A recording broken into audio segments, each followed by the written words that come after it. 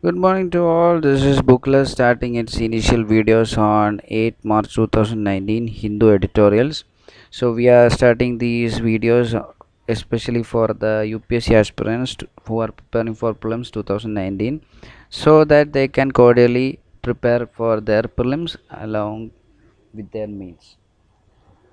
So the articles which we are going to discuss is about first is about the political will is an integral part of air pollution which is to be tackled in India in any of the cities which is there.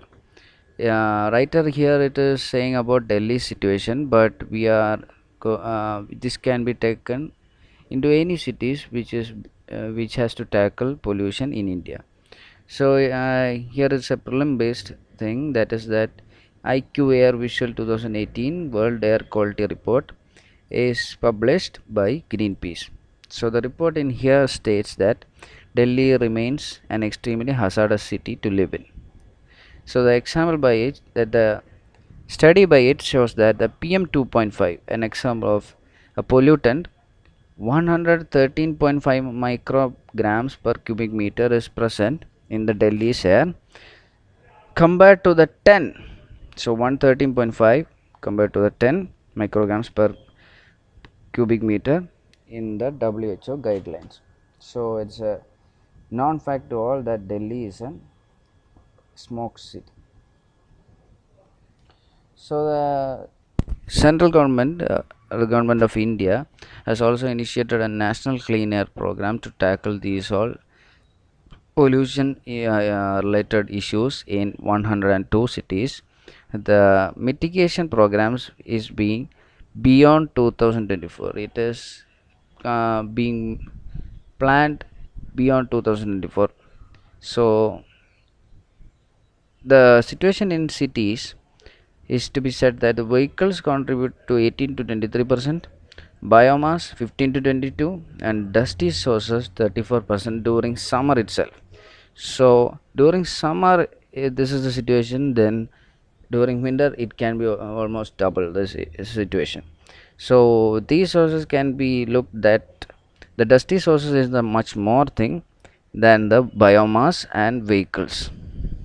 The Delhi government has been issuing that the inducting of 1,000 electric buses has been, as per the plan has turned its entire fleet green. So that this political will, the writer is saying about this issue, that the political will is the main issue to tackle pollution along with the help of other civil societies and other organizations too.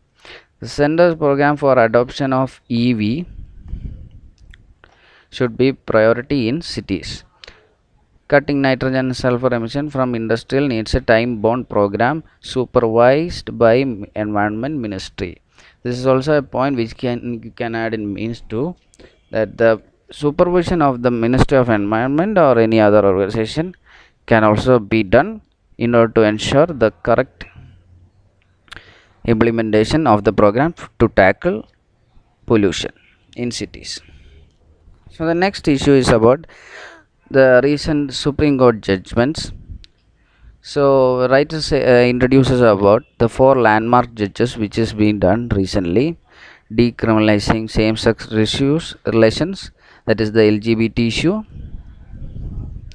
and Sabarimala issue, and upholding of Aadhaar, which is the issue of which connects Aadhaar with other sources. So and soon after that, Rafael and CBI also are mentioned, and but the writer is saying about another issue, which is the main thing in this article. The Aadhaar judgment, according to the money bill, so it was passed as a money bill in 2014. So the Aadhaar judgment and the distribution of power between central government and government of Delhi. These two judgments are being discussed here, which the verdict came in this year 2019 itself. These two decisions were about constitutional structure, about the balance of power between different organs of the state, federal character of the republic, fundamental question of democratic accountability. So The constitution here says about the fundamental rights is the main source of power to the common people. The constitution derives it for the empowerment of the civil societies. So, but the writer says that there is other provisions too in the constitution that guarantees freedom. That is the dividing and distributing political power. That is the devolution of power between different organs like the center, state, and the lower levels, local governments, and the checks and balances. Different organs acts as checks and balances. Here, the checks and balances has been mentioned as the judiciary, which acts upon the checks and balances on the executive and the legislature. Now, the writer goes into the issue of Aadhaar Act, as it was passed as a money bill, subjected crucial element of our constitutional structure, that is the bicameralism. So bicameralism, yes, you all know that the bicameralism consists of Lok Sabha and Rajya Sabha, and it is a parliamentary democracy, requires that a bill must be scrutinized and passed by both houses. Lok Sabha represents the voice of the democratic majority, and the Rajya Sabha represents the interest of the states. So the role of the Rajya Sabha becomes more important in here as the in anti-defection too. The writer says about this in the 1980s. This was a problem was there, and the anti-defection law was passed, according to which, as you all know, that the whip is issues the instruction to the political party MPs, and they have to obey and act about according to it. So, with the lower house no longer able to check the government, the only remaining legislative form that can then do is the Rajya Sabha. So, this is be said as the situation of the present government, that is when they have to overcome the parliament in case of any sudden acts or bills to pass suddenly, they can do it, as there are a majority of the government in the lower house, but they do not have the specified majority in the Rajya Sabha. So the money bill, however, takes the Rajya Sabha out of the equation. It only needs Lok Sabha approval.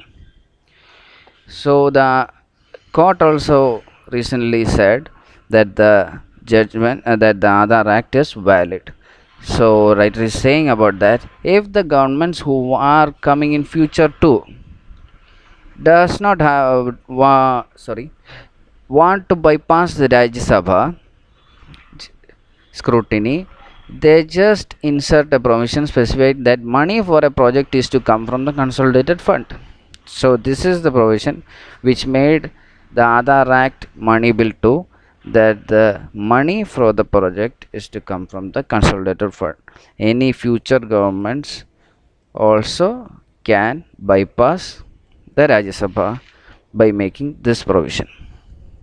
So the next issue which is being said about Article 239AA of the Constitution, that is the power between the central government, that is through the Lieutenant Governor and the government of Delhi. So this judgment is about a democratic accountability, which is being said by the Supreme Court when the hearing was going on.